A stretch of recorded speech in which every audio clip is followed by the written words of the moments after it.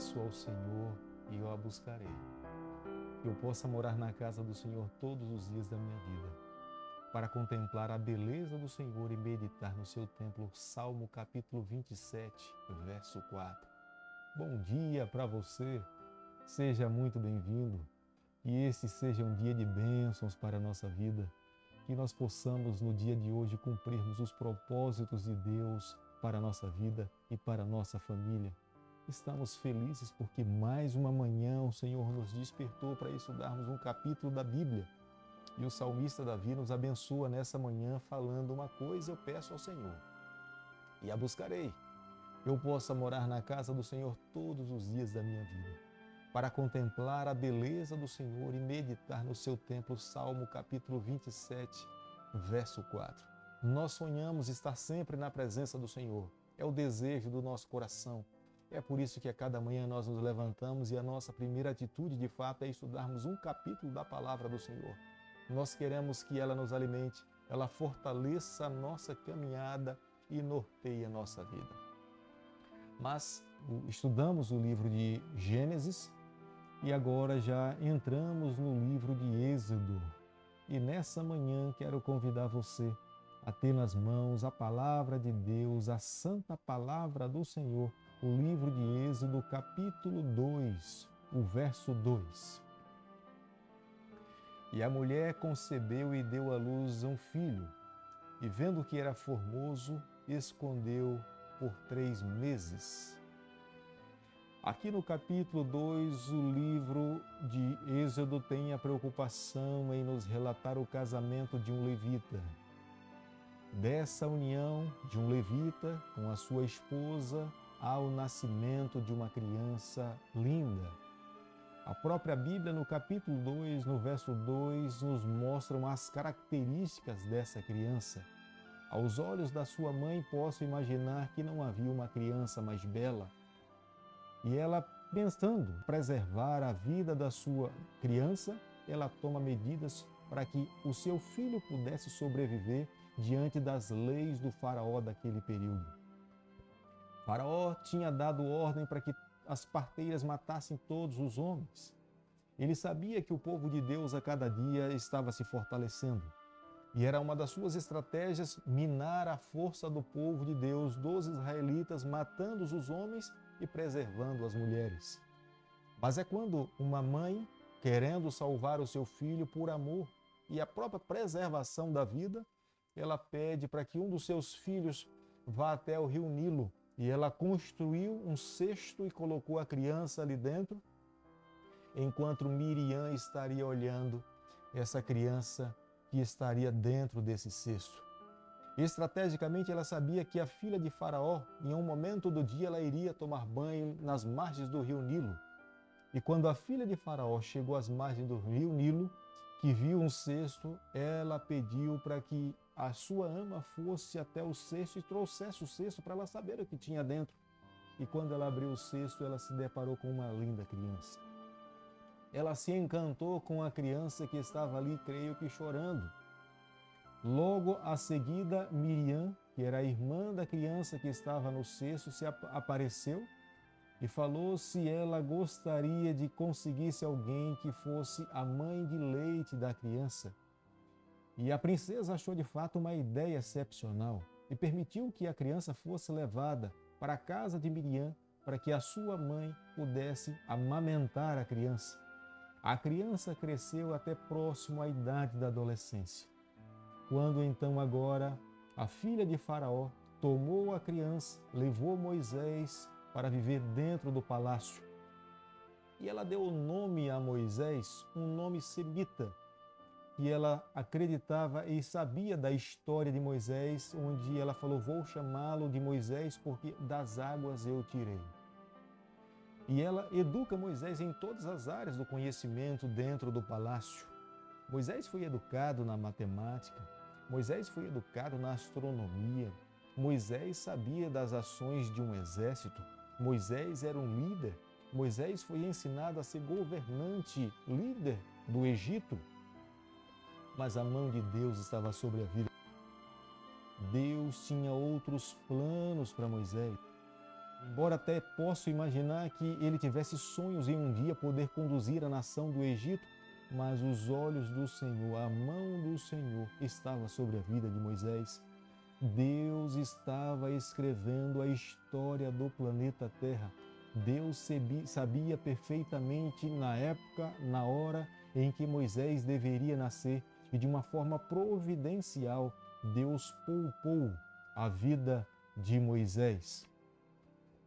Mas acontece que Moisés cresceu, se desenvolveu, se tornou um homem adulto, estava com aproximadamente 40 anos de idade, quando um dia ele viu um egípcio agredindo a um hebreu e ele se compadeceu do hebreu.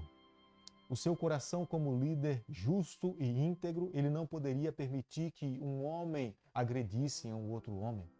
Mas nesse momento Moisés perde o controle e age de uma forma desacerbada. E agindo dessa forma, ele acaba tirando a vida do egípcio.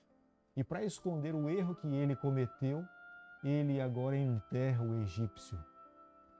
Mas o tempo passa e no dia seguinte, quando ele tinha se deparado com dois hebreus lutando, o próprio Moisés vai repreender aos homens que estavam brigando. E um dos homens se levanta e fala para ele: você vai fazer conosco a mesma coisa que você fez com o egípcio?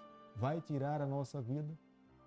E Moisés começa a imaginar que o que ele acreditava que tinha ficado em oculto, as pessoas poderiam saber do seu erro. Imaginando que no futuro ele seria perseguido, Moisés toma a decisão de fugir do Egito. Não se demorou muito para que essa informação chegasse até os ouvidos de Faraó. E Faraó toma a atitude de tentar tirar a vida de Moisés. E para que Moisés não ficasse ali sobre a perseguição de Faraó, ele foge do deserto. Ele se depara com as terras de Midian, exatamente no local onde Abraão tinha vivido, onde os seus ancestrais do povo de Deus tinham passado.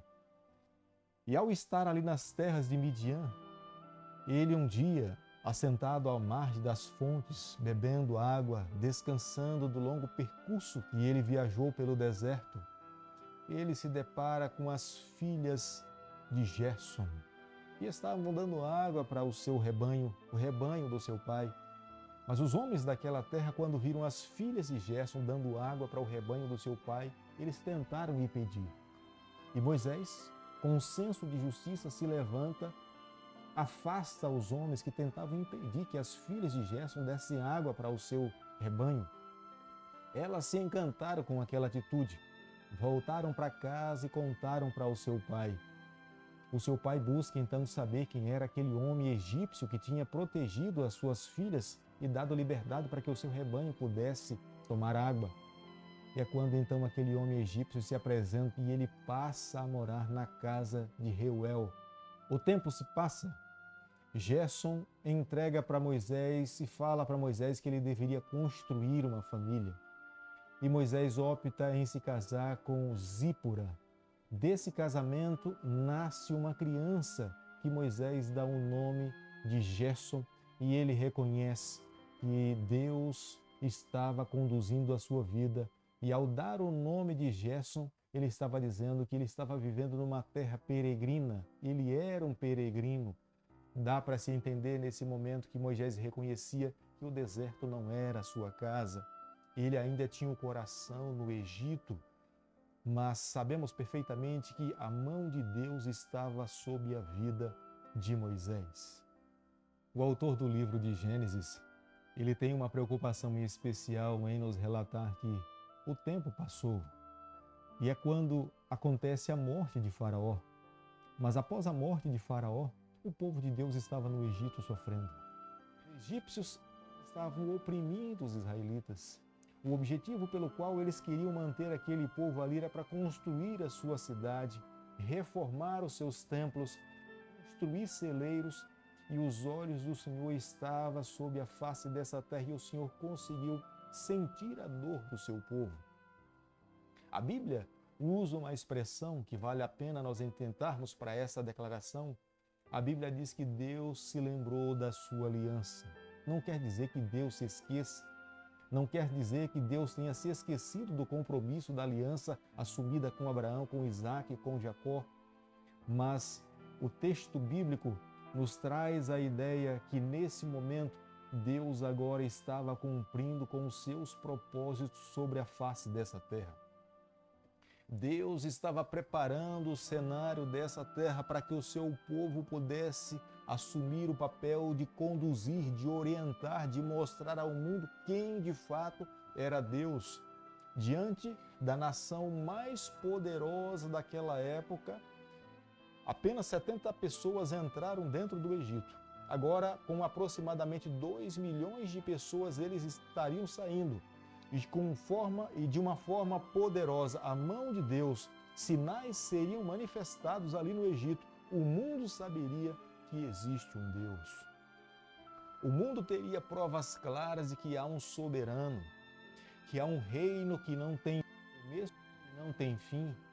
E dessa forma Deus estaria dizendo para todas as outras nações de que Deus é Deus, de que Ele governa desde os tempos da antiguidade e que somente Ele é digno de todo louvor e toda adoração.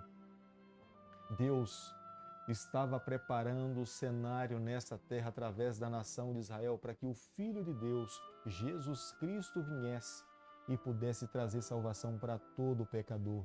Todo aquele que cresce em Jesus Cristo teria oportunidade de salvação. Através da nação de Israel, de uma forma didática, Deus ensinaria, através do seu santuário, como Ele esperaria que aqueles que um dia quisessem receber a salvação deveriam viver. E nessa manhã, eu e você nos encontramos aqui com a palavra de Deus aberta. Eu quero pedir a Deus que ao terminarmos de estudarmos o capítulo 2 do livro de Êxodo, o nosso coração de fato se debruce diante da sua palavra e nós possamos reconhecer que há um Deus soberano. Há um Deus que governa todo o universo. Há um Deus que nos ama. Há um Deus que enviou o seu Filho aqui a essa terra para que nós pudéssemos ser libertos dos nossos pecados e termos a alegria de viver com Ele por toda a eternidade. Por isso que nessa manhã, eu e você, nós precisamos continuar a nossa trajetória, rendendo louvores e adorando o seu nome para todos sempre. Querido Pai, nessa manhã nós admitimos a nossa pequenez. Nós nos colocamos em Tuas mãos.